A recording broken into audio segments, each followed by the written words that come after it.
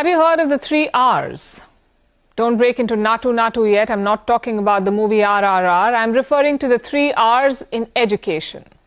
This is a concept in schooling, and it forms the foundation of teaching. The 3 Rs refer to reading, writing, and reckoning, basically calculation or arithmetic.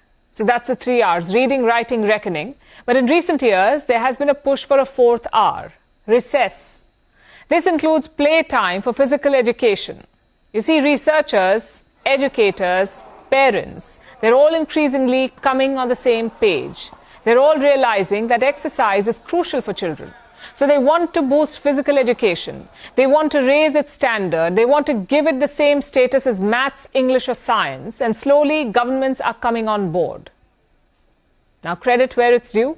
China is a part of this club. Beijing wants to beef up physical education. They have unveiled a bunch of policies which look at the quality and quantity of PE in schools. There are 3 key aspects here. First, PE will become core to the curriculum, like Chinese or maths. It will not be a secondary subject.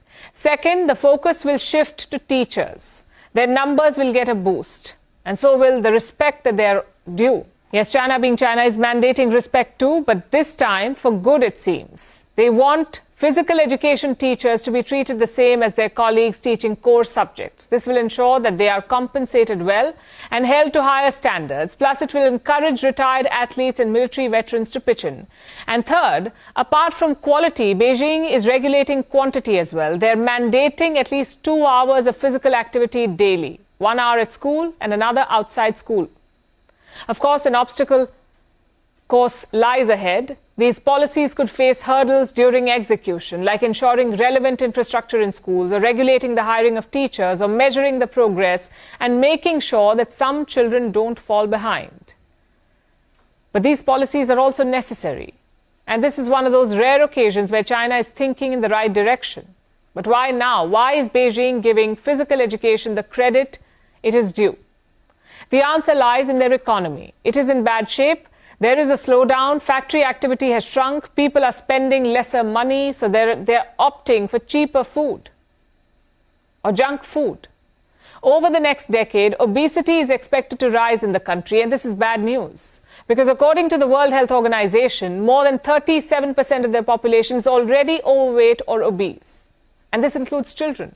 Back in 1990, about 1% of Chinese boys were obese. Today, that number stands at 15%.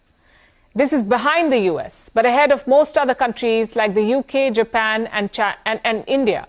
Or look at obesity among Chinese girls. In 1990, it was less than 1%. Today, it is about 8%. Obesity is a major public health issue in China, so Beijing wants children to exercise more and make movement a part of their lives right from school. But this is not just about China or about obesity for that matter. People say exercise is good for the body and mind. This is especially true for children. It increases muscle and bone strength, it boosts fitness, heart health, and promotes better sleep. Exercise also makes children fitter for learning. Study after study shows this. Children who are more physically active do better in school.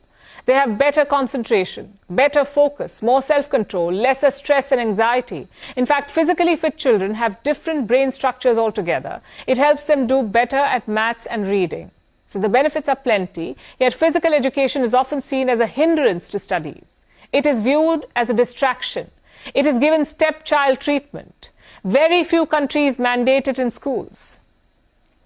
Sure, there are a lot of caveats to ensure exercise in schools, yet you need ample resources, like the right kind of gear or enough playgrounds. You need qualified specialist teachers. You need the right standards, better funding, and ways to battle the inherent bias against playtime. But the benefits of physical education far outweigh the efforts required to bring this radical shift. So my point is quite simple. Physical education is like the underdog of schooling, and it deserves to be valued because it is unfair to teach students to sit still when we don't help them move more.